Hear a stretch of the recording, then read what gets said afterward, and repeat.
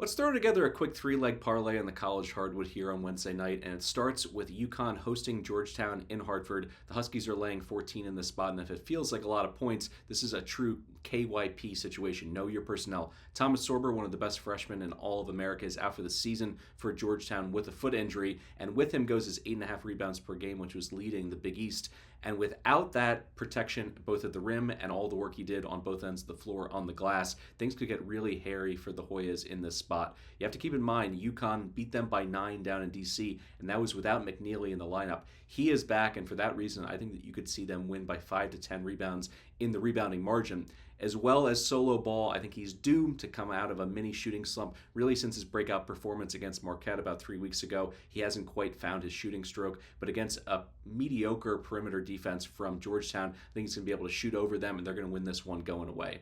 All right, for one big favorite to a big underdog, let's go with USC Upstate playing against High Point in High Point's last game of their Big South regular season slate. And the reason here is it's a situational play.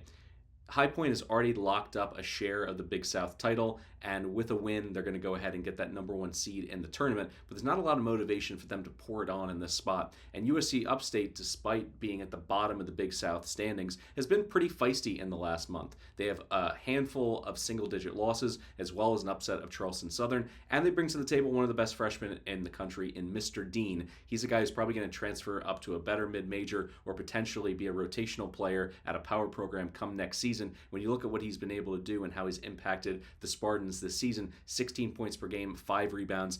They easily covered at home against High Point in their last meeting, losing by 9 as 15-point dogs, a sweat-free cover. You love to see something like that. But really, this comes down to the situational element and what High Point did in a very similar spot in Alan Huss's first season last year with the Panthers. They had a share of the Big South title wrapped up. They played Longwood, who entered at 5-10 in Big South play, and they lost outright as 4-point favorites. I see them essentially getting up 10 to 12 points in this game, hitting cruise control. So if you can get a number over 20, go ahead and tack on USC Upstate. And finally, let's close out in the Patriot League with a short road favorite. That's Bucknell laying 2.5 at Loyola.